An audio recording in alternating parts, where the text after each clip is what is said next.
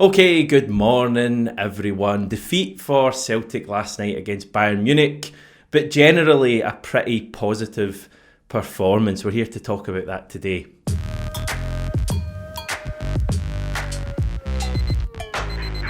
And to do that, today we have Enda. Hello Enda. How are you? I'm not bad, mate. Not bad, all things considered. Scott is on as well. When Scott speaks, you'll find out that we have our first legitimate Aussie on the channel. Hello, Scott. G'day, Hamish, and good to be with you. He started with a g'day. Dear oh dear. It's only downhill from here. With starting sentences with mate, it'll bring flashbacks. Listen, it's lovely to have you both on. We're discussing a defeat, sadly, last night. We'll get on to talking about it. First of all, though, here's... I guess the video always needs a bit of Stevie. So here's Stevie shortly after full time outside Celtic Park. Alright everyone, quick confession time. I did have mix zone access tonight, but I wasn't up for hanging about in that stadium while stewards were clattering about, being very noisy and putting me off. So I'm outside the stadium doing this video. Sorry Hamish, you're not going to get quite a impressive backdrop here, but nonetheless, you still can see a bit of Celtic Park, can't you? Yeah, so I think that's probably us out of Europe, but do you know what? I'm not here targeting players, singling anyone out and being critical. See those wee 15 minutes that we gave Bayern a fright?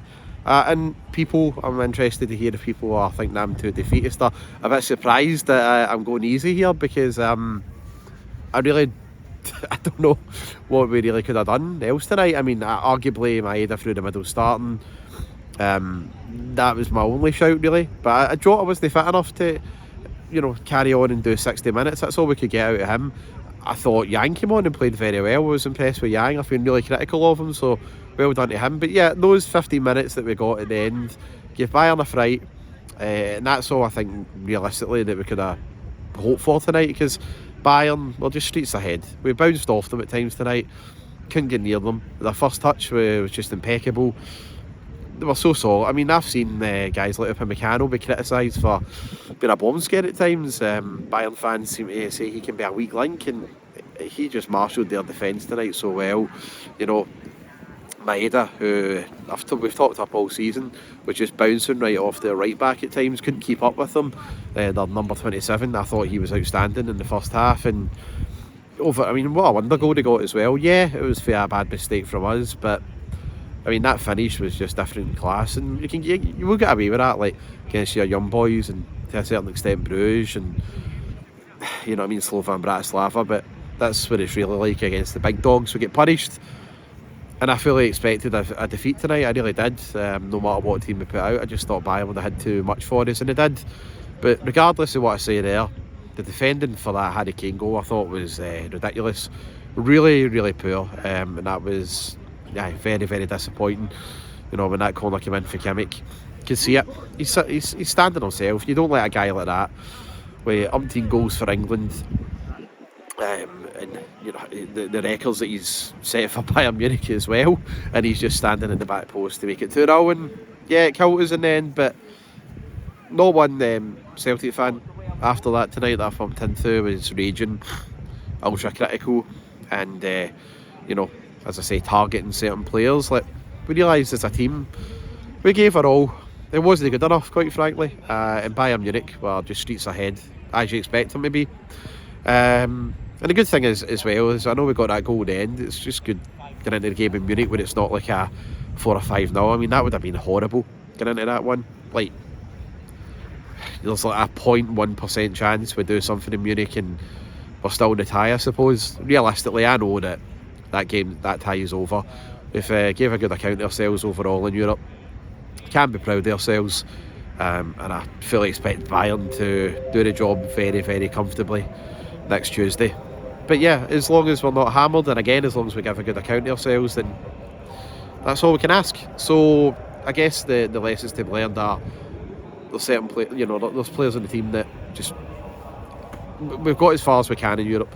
And it's really on the board in the summer to invest in the team and help the manager bring in the players that can possibly compete with the likes of Bayern and your serious big dogs in Europe. But that's a question for another day, I guess. We've still got the game to come against them, and we'll find out even more about the team. But aye, overall, respectable enough result. And again, I know people are going to be surprised at that, but I'm just being realistic. There's nothing I can really say to get on the players' backs after that. I'm sure the manager and the players know where they have to improve. I'm signing off here. Honestly, satisfied after it, which is a weird thing to say. Did their absolute best, and there's no shame in losing to a team that are streets and streets ahead of us, and who I expect will now start to turn up in the Champions League after they qualify next Tuesday. So cheers, and again, sorry I wasn't in the good old mix zone, everybody, but yeah, I've already moaned enough about the weather here, as you can see. See you after. Yeah, he somehow still managed to get a mention of the weather in at the end there, guys. Big thanks to Stevie for sending that in. You can catch more from him on GigPod. They've got a big interview actually coming up with a popular Celtic player from the Ange days. Stevie, pretty content with the level of performance there generally. Enda, what was your mood at full time, and has it changed at all and ever after? It's one of those ones where I'm disappointed, but I'm not really sure. I can't really pinpoint why, because it was a fairly decent performance against Bayern Munich. But I think the disappointment probably comes from the fact that there's still that little niggling doubt that maybe it could have been more than a hearty defeat for Celtic. I mean, you go 1-0 up in 40 seconds and you think, perfect, ideal for this game. Offside, Maeda has that chance. The penalty shot, which we'll talk about later on. I think overall, as a Celtic fan, you can probably come away thinking that was, I'd say, a fairly decent performance. Like, it wasn't the result we got or we wanted, but at the same time, you're talking about a side that have won multiple European competitions. And also, I think, I can't remember the exact stat the TNT reeled out, but in the Champions League, Celtic have scored something like 11 knockout goals in total, and Bayern Munich have scored like 93. So it just shows you like where we're at in terms of the levels of this game. So overall, look, I don't think Celtic can be too disappointed. I think they put on a decent enough display, but ultimately just didn't really have the quality in the end. Yeah, we don't tend to do glorious failure really as Celtic fans. Maybe leave that for the Tartan Army or whatever, because we obviously focus on winning, and when we don't win, Scott, it's always tough to deal with. I don't know if you guys find that, but seeing Celtic a wee bit powerless at times tonight in that first half, not able to keep the ball, not seeing a touch of the ball, it is tricky, and you don't like losing. But also, I thought plenty of positives, especially in the final 20-30 minutes. Yeah, that last 20-30, it was like, where's that been all game? You can't play a whole 90 like that against someone like Bayern, but certainly I think that second goal almost woke us up. It's kind of like Aston Villa over again, where it's like, all right, we got to get after it here. And away we went. And it was the usual characters that had a fair stamp on that. Maeda was unreal once Ida got subbed off. So he showed he's going to cause them a lot of trouble if we can just get the ball up there and let him get after him. Yeah, Maeda was really good. Right, go back to the start of the game then. I mentioned in yesterday's video, I felt we could catch Bayern Munich cold. And I was feeling very smug, guys, for about, 5 seconds after the goal went in, dancing around, woke my girlfriend up. And I woke her up for a disallowed goal, which is rubbing salt into the wounds, and I got an earful as well, just to add to things. And it is offside, we can't deny it, but God, what a bitter blow that was, because that was amazing. Yeah, and it was such a quintessential Kun goal, and we haven't seen him do that in the Champions League this year, where he just hasn't been able to get the ball out of his feet quick enough in these games, where he's just taken that 1, 2, 3, 4, 5, 6, 7, 8, 9, 10 touch, and then suddenly the gaps close, whereas this time it was just out of his feet and bang.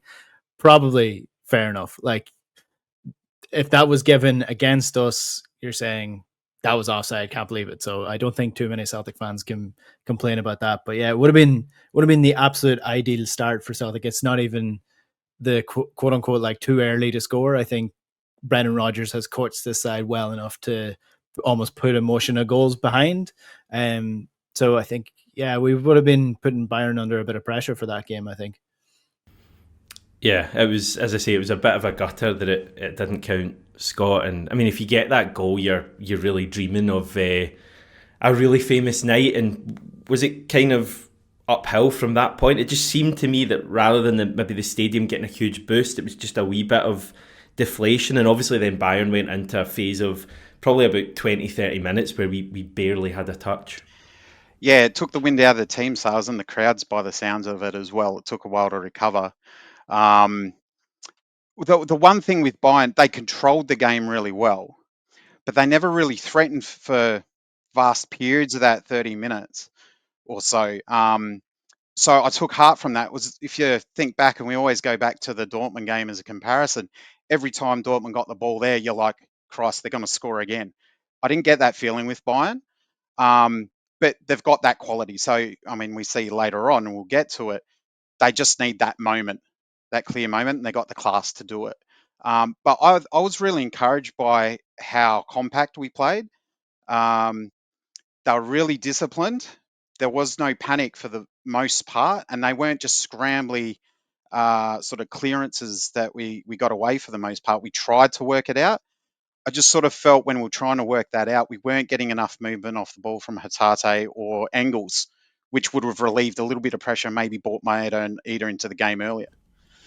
Yeah. Brendan Rodgers, I don't think, well, the quote end is, I wasn't overly happy with how passive we were at times. We had our triggers in the game to go and press in the right moments, and we didn't quite execute that, but still we never gave away so much. So, I mean, it's difficult when a team like Bayern and clearly their game plan was to quieten the crowd down, and they really did keep the ball. I mean, the possession for that 30-minute period, I think, would have been like, 80-20. Could we have done more in that period to press them a bit more? Or if we'd have done that, would they have cut us open a bit more? I think that the reason I was sort of, we spoke about this game beforehand in terms of like, what do we prefer, Bayern and Real Madrid? And I think in that 30-minute period, my point about why I wanted Bayern was kind of shown, was that they don't kind of play into the pace that they have with Sané or Musiala or Gnabry when he's on the pitch. They're more of a controlling side. They don't try to catch on the break. They don't try to play the ball as direct as possible. And they were just controlling the game, which in many ways actually suited Celtic, because although the outball wasn't exactly what you wanted to be, it's much easier to defend against that when you're not absolutely scared shitless that the opposition are going to smash one in the top corner every time they go forward. But yeah, I think that was probably the missing link in the first half, was that when we did get the ball, the counter press from Bayern was so good that our fullbacks are under pressure immediately to get the ball into midfield. Yeah. And even when they get it into midfield, there's bodies straight on top. So the half turn option isn't there. And it kind of comes back to Kasper Schmeichel and it's away. So I take Brendan Rodgers' point. I do think Celtic could have offered a little bit more on the break. And especially when the ball kind of came into the halfway into Celtic's half, where Celtic were still not really pushing up on it. I think that's probably where Rodgers is talking about. Maybe they tried to push Eric Dyer a couple of times, caught him out. So I think he was probably the trigger for the press, as Brendan Rodgers said. Yeah. But yeah, I think it's just, if you're going to be compact and defensive, you need to have that element of counter-attack, and Celtic didn't really have that in the first 40 minutes. Yeah, I thought we were fine defensively.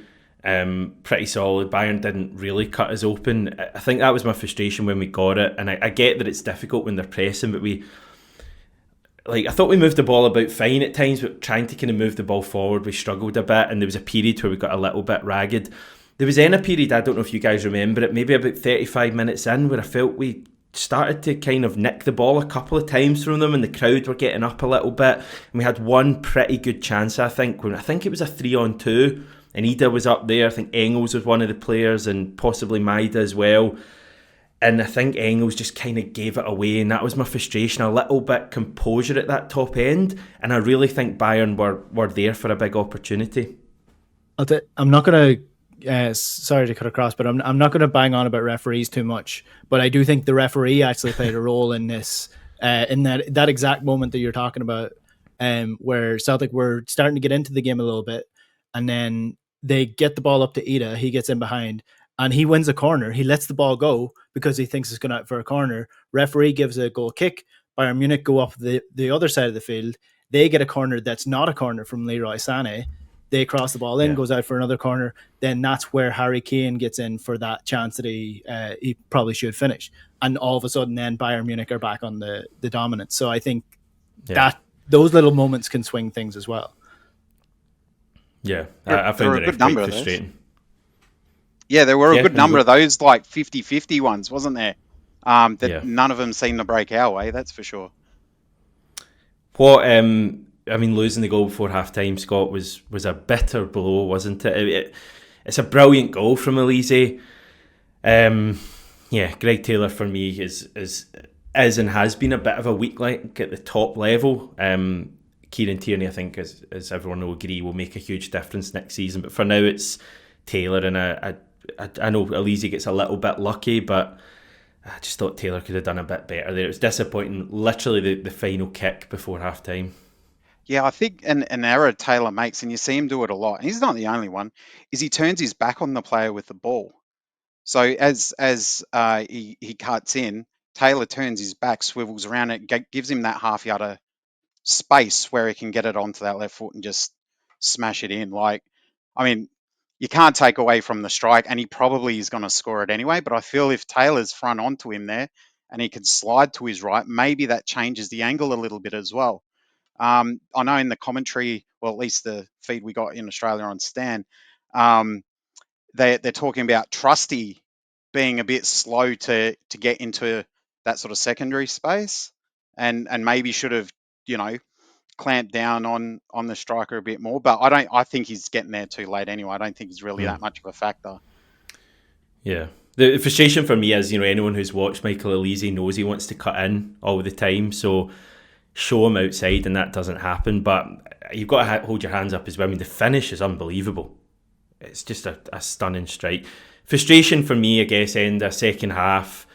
We just lose a really cheap goal, and it's Harry Kane at the back post. There's an interesting comment actually from Joshua Kimmich after the game, quoted as saying, "Harry told me at half time to take the corners towards the far post because he was relatively free there. I'm happy it worked and we got a goal." So that was by design. Kane, he had that one in the first half, didn't he? That he hit the side net. So he clearly thought he was going to get space, and our marking was all over the place. That was probably of all the things tonight, that was the disappointing moment for me. Yeah, and I've watched that goal 4 or 5 times, and I'm yet to figure out who's supposed to be marking Harry Kane, because I think Johnson was marking him in the first half. He wins a header in one corner, and then the next one, Harry Kane gets in for that chance. He hits the side net. So I'm gathering it's Johnson again that's supposed to be marking him, but he gets dragged into the middle by Joshua Kimmich, as does Arne Engels, who I think is actually on Joshua Kimmich. So I think it was just like a mix-up of things, and of all people to let free at the back post, Harry Kane is absolutely dead last of who you should be letting get a half chance to. So yeah, that was really disappointing. And it, given the times of the goals, they are the worst times to concede 2 goals like that just before halftime. Just you're thinking, get in, get the ball away. It doesn't matter whatever you have to do with it. Just get into halftime at 0-0, and then within the space of 5 minutes, really game time, you're 2-0 down against Bayern Munich at home. So it was basically the game was done at that point, even though Celtic could have gotten back into it.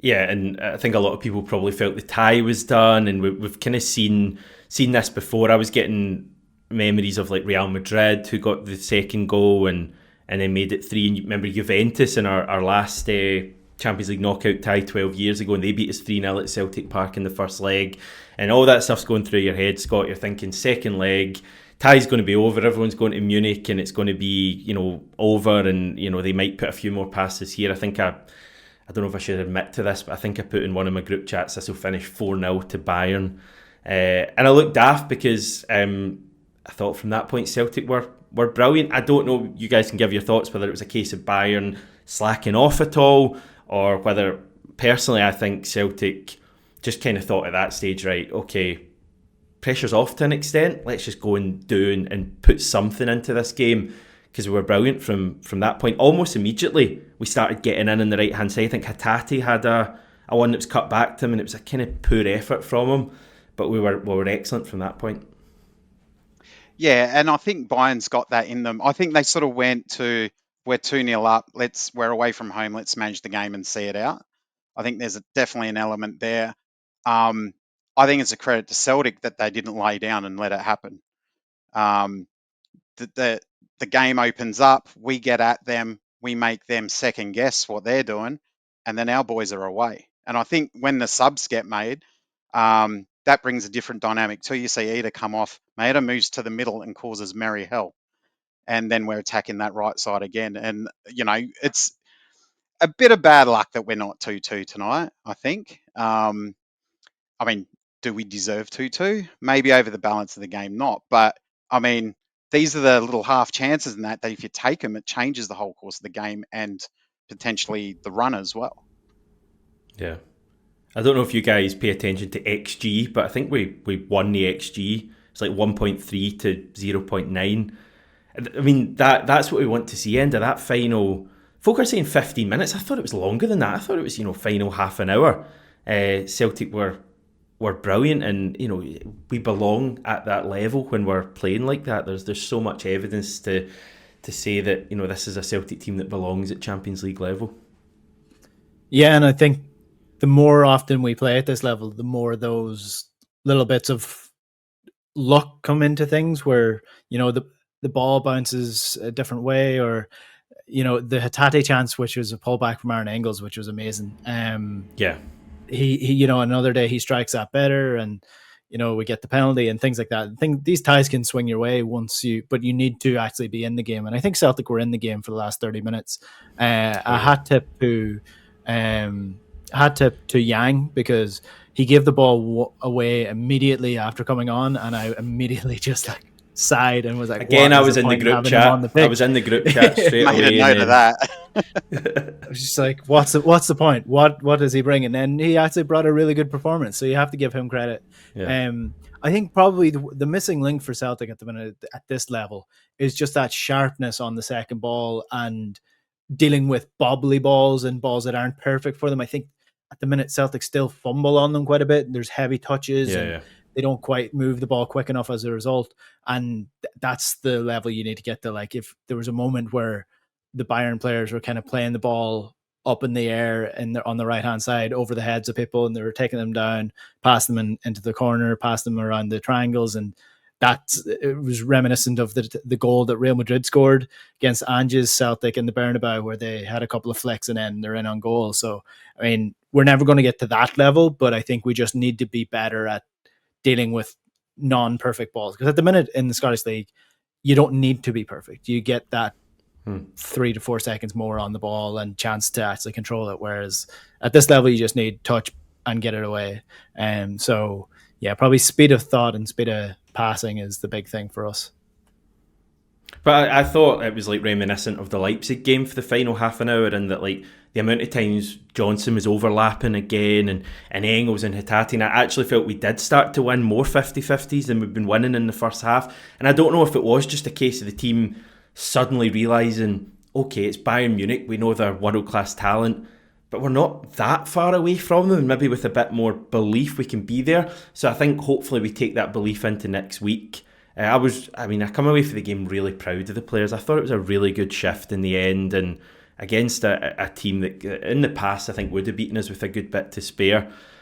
Right, get to it then. Enda, you're choking about the penalty.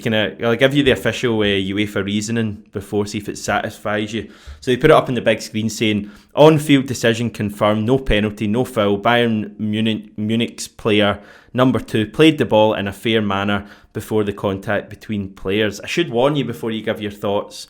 I have had a few people online replying to my tweet saying they don't think it was a penalty. Is that going to sway you? No. There is nowhere in the rule book that says if you get the ball, no matter what happens after that, it's not a foul.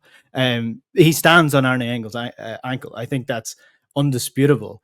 And I watched it first and I was satisfied. It's offside. It doesn't matter. It's grand. But then when they started reviewing it, then the more they looked at it, the more I couldn't believe that they didn't give it in the end. It's like I don't understand what the point of VAR is if the VAR people are telling the referee in their ear, as according to the TNT people, that they think it's a penalty, they think you've made a mistake here, and he goes to the screen, and obviously he's not going to change his mind. So what's the point of it? And the final point I would make, and it does anger me a little bit, because 9 times out of 10 that's given. And if you do that in the center of the pitch, if the ball comes out to the midfielder, he takes a touch, the defender nicks it, but then goes through his ankle, stands on his ankle. It's a free kick. So if it happens in the box, that should be no different. I think it was a stonewall penalty. I was absolutely blown away that they didn't give it. But as soon as the referee went to the monitor, I was like, he's not going to give this, because he's going to stand by his decision. So yeah, it's not something that I'm going to come away and say Celtic would have won this game if they got that penalty, but Celtic may have gotten a draw. If you look at how the momentum swung when they eventually did score, they didn't have as much time as when this penalty would have went in. So I think, yeah, I felt aggrieved by it, I would say. I tend to agree. On first glance, it just looked like a bump or something, and he goes down. But that first replay, I was like, that's a pen. We're getting a spot kick. Somehow we're going to have a chance to tie this up. But like Enda, like the moment he got called over, he just had this look like, you're wasting my time here. I'm not changing my mind. And the more I looked at it, the more I'm like, I've seen these given before. I've given in better, like, you see this, that would have been paid in the A-League. I'll say that. Sorry for the A-League reference, but that would get paid because the silliest stuff gets paid. That's above the ankle. Like, you see them paid all over the pitch. It's no different in the box. It's either a foul out there and in there, or it's never a foul anywhere. I would love to disagree with you genuinely, because I don't want to think we're just agreeing. I thought it was a penalty, and I was convinced he was going to give it. I guess maybe when you see the other angle, it's clearly, it's not been given here. Like the actual, the official UEFA reasoning that I read out is that he played the ball before the contact. So that is the reason it's not been given. You will not change my mind that next week, if something like that happens in the Bayern box, that they don't get that. But paranoid is the word I was trying to think of. The question I would have for like the UEFA decision making there is like, what's the limit beyond what he did for post contact of the ball, contact with the player? Like, if he comes in and elbows Aaron Engels in the face purposely, but he got the ball, he took the ball first. Like, do you remember us having a similar debate last year?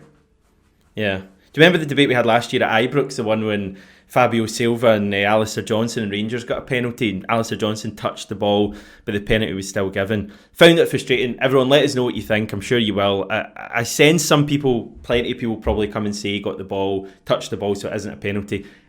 I don't know. I guess we're biased, but I do think it should have been a penalty. We then had a weird moment when Bayern started putting Neuer under pressure. Dyson was up front. He was onto it. Should he score that, Scott, the one he goes round, or is it very tough? In the form he's in at the moment, you'd back him to put it in. I think it's a half chance, right? But those are those half opportunities that there started to create. And like, they're second guessing in defence. For the first time of the night, they're at 6s and 7s. They don't know how to handle this new proposition that's being put before them. So I loved that. That got me out of my chair. And I think we should go after him in Munich as well, just like that. So does Dyson start for you guys next week in Munich? And should probably ask Enda this, because he's Adamida's biggest fan, compatriot, etc. But are you thinking about Maida up front in Munich? I would play him through the middle. I think that while Adamida provided a little bit of outlet in the first 20 minutes or so in terms of like a ball out and getting the bounce ball back to the midfield, I think that's probably not what we need. We need that in behind ball. We need to stretch the defense, and like, it is capable of doing that, and he actually has quite a lot of pace. But I think if you look at Jota's composure on the ball when he came on, Maida's fear of God that he puts on into the defense, and to Neuer and then Kuhn's pace, I think that's an easier out ball than getting the bounce pass to Adamida and hoping there's a midfielder free to take it on the return. So if we're going for the game, it's Maeda, but I suspect that Rodgers will be a little bit more sound-minded and go for the Ida approach. Speaking of group chats, it was sent to me, what score would this have ended if it was Ange ball still in place? So I think if this was Ange ball, this game may have been more than 2-0, and the second leg might have been more than 5-0 because he'd be going all guns blazing. But I don't think Rodgers is going to do that.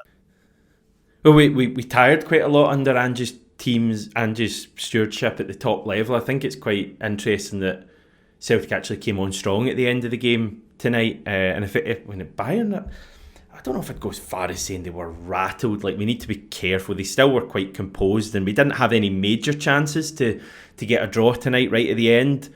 But I thought Celtic were excellent, and certainly we looked a stronger team. And maybe if the game goes on another 10-15 minutes, we potentially get an equaliser. Dyson Maeda's goal, he's now scored, I think, more goals than any Celtic player in one season in the UEFA Champions League. First player to score 4 goals. Obviously played more games this year with this would be the 9th game he'll have featured in. Final kind of thoughts on the tie then, guys. How much of a hope do you give us, Scott, next week in Munich? Oh, it's going to be really hard, but I think we've got to go after that. First 20 minutes is going to be really important, I think. If we can nick an early one, if we can hold them out, and then manage it, not concede before halftime, I'd be really... That'd show the evolution of this team at this level, I think, if we can manage to get that. I think Munich, they're in front, so we got to play catch up, so they're probably going to go through with it. But I think this team has it in them to do something special, and they've shown that in periods against quality opposition through this whole tournament. So I'm not writing us off yet. The history of Celtic away in Europe tells me that Olise is going to bang 3 goals in the first half and the game's going to be done. But the optimistic Celtic fan in me, that Rodgers has managed to instill a little bit of confidence. I think Celtic again, if they can be solid and not concede that stupid goal that they do before halftime, then I think they've got a decent chance of nicking something. Although, like, it's such a difficult place to go. Like, it's probably an unrealistic proposition for them to go and get something, but crazier things have happened. So I'm not going to rule it out, but I'm certainly not confident going into it. I think pound for pound, Celtic have conceded the best goals of the Champions League in the last couple of years. So just don't concede any screamers. That's sort of what I'm hoping for in the next game. Just if they're going to be goals, just concede a normal goal. Stop conceding top drawer bangers. Yeah, it's some record we've got in terms of screamers going in. I'm not quite as optimistic maybe as you guys. I can't say I'm massively looking forward to it. I think it's a years of watching Celtic away in Europe, but just that early start with their crowd behind them, and if they start well and get an early goal, I still have worries about this Celtic team conceding goals in batches. And I know half-time separated tonight, but again, it kind of happened tonight in terms of on the pitch. It was probably only 2 or 3 minutes between the goals. So that's a bit of a fear for me next week. If Bayern get an early goal, I think it could be a long night. But I'm really glad that the tie's alive going into next week. Obviously, we'd much have preferred if it was a draw or we were ahead.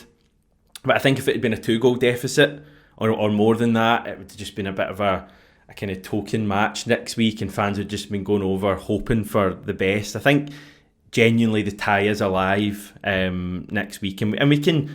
I think we can dream about it, and hopefully the team show no fear. I really don't want to show any fear next week. Go after Bayern like we did, within reason obviously, but like we did in the final half an hour. We've got players there who can hurt them, and you just never know. But it's going to be tough, guys. Was there any other... I'll give you both a final comment, Scott. Final comment? We're in it up to our necks. I really like this Celtic team at Champions League level. I'm a lot more confident than for probably a decade or two in Europe. This team's got something special in them. If it's not going to happen this year, it'll happen next year, I think. So, I'm cautiously optimistic. I think we're going to enjoy the game regardless. That's my hope. But tell that to me next week when I'm scared ahead of kick-off, because I'm dreading it a little bit. Enda? I think no matter what happens, without banging the drum that everyone has been banging the last couple of months, especially after the January transfer window, is that if there's one thing this Champions League campaign proves, is that you need to back Brendan Rodgers, because he's brought us forward leaps and bounds in this competition this year. And the players that we would probably say our Champions League level have been playing to the Champions League level. Cameron Carter-Vickers, Arne Engels was excellent again tonight. Kuhn, probably a little bit to be desired, but Johnston and Maeda have been positives as well. So really, you're just looking at the team and you're thinking the weak links in this competition were the weak links that we can obviously see. So if we can improve those positions in the transfer market, then next year could be quite a good year in the Champions League for Celtic, I think. Okay, we've maybe not spoken about a lot of the players, but we are going to do a video tomorrow on the channel. We've got a couple other guys joining me to chat about that kind of stuff then, and all of your comments. So please let us know what you made of the game, what you think of the tie and our chances, and anything else that might come up. I guess Jeff Schlupp is going to get a bit of a positive chat as well, and possibly a lot of people want to see him start next week. So yeah, great stuff, guys. Enda, Scott, thank you so much for coming on and chatting. I appreciate it, and we'll catch up with you both very soon. Thanks everyone. Speak to you this time tomorrow.